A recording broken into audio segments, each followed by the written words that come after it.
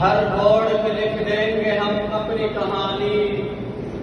عظمت صحابہ پہ لٹا دیں گے ہم اپنی جوانی۔ میرے لیے انتہائی ادب کے لائق اساتذہ کرام اور میرے ہم مکتب ہم سفر ہم مشن ساتھیوں، السلام علیکم ورحمۃ اللہ وبرکاتہ۔ آج کے اس تقریب کے اندر محدود ساعتوں میں محدود شخصیات کے لامحدود کمالات کے غنچوں کے دل فریب خوشبو سے اس بنت بیت اللہ کو معطر کرنے جا رہا ہوں۔ وہ ہے عظمت صحابہ، جناب والا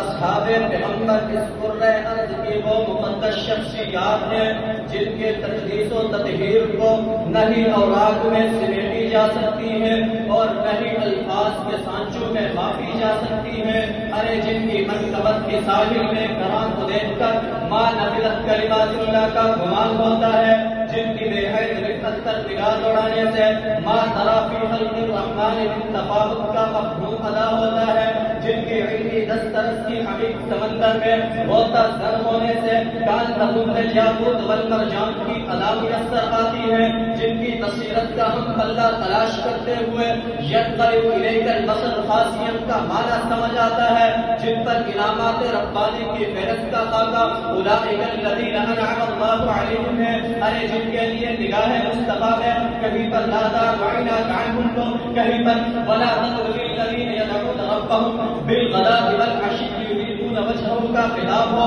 ارے جن کے لیے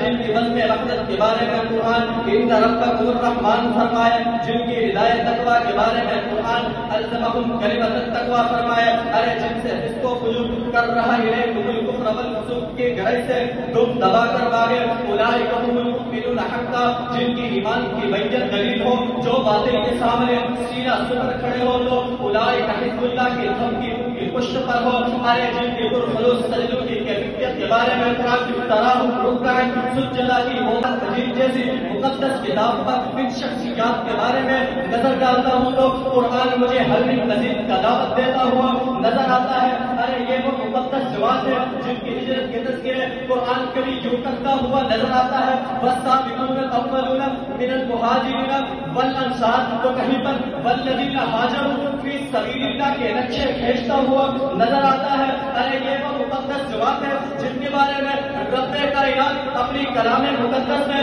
کہیں پر اولئک هم المفلحون، کہیں پر اولئک هم الراشدون، کہیں پر اولئک هم الصادقون، کہیں پر اولئک هم المؤمنون حقا، کہیں پر فإن آمنوا بمثل ما آمنتم به فقد اهتدوا، تو کہیں پر اولئک علی ھدی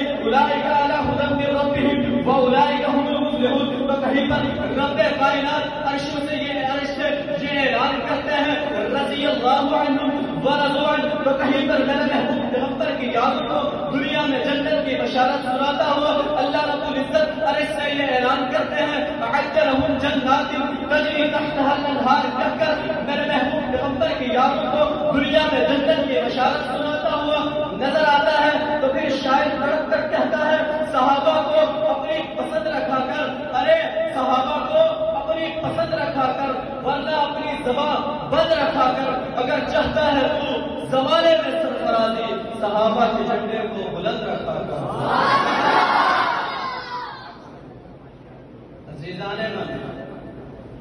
یوں تو پورا قرآن میرے محبوب پیغمبر کی یاروں کی عظمت کے گن گاتے ہوئے نظر آتا ہے، لیکن میں وقت کی نزاکت کو مد نظر رکھتے ہوئے انہی آیات پر اکتفا کر کے اگلی سیڑھی پر قدم رکھنا چاہتا ہوں۔ جس طرح قرآن مجید نے میرے محبوب پیغمبر کی یاروں کی عظمت کا تذکرہ کیا، اسی طرح صاحب قرآن ساقی کوثر شافع محشر امام الانبیاء سید الانبیاء محمد مصطفیٰ احمد مجتبی صلی اللہ علیہ وسلم نے اپنے یاروں کی عظمت کو بیان کرتے ہوئے کہیں پر فرمایا اکرموا اصحابی فإنہم خیار، تو کہیں پر اپنے یاروں کو زمین سے اٹھا کر آسمان کے ستاروں سے ملاتے ہوئے فرمایا اصحابی کالنجوم، تو کہیں پر اپنے یاروں کی محبت کو اپنی محبت سے ملاتے ہوئے فرمایا فمن احبہم فبحبی احبہم، تو کہیں پر اپنے یاروں کی دفاع کرتے ہوئے فرمایا لا تتخذوهم من بعدی غرضا، تو کہیں پر یسبون اصحابی فقولوا لعنت اللہ علی شرکم، تو کہیں پر بیان کرتے ہوئے فرمایا ان اللہ اختارنی واختارنی اصحابی کہہ کر حضرت صحابہ کو 4 چاند لگا دیا. تو پھر شاعر کہتا ہے لے شوق سے نام صحابہ کا کر چرچا عام صحابہ کا، لے شوق سے نام صحابہ کا کر چرچا عام صحابہ کا، گر طلب ہے تجھ کو جنت کی تو پلہ تھا صحابہ کا، زندگی باقی ملاقات باقی وقت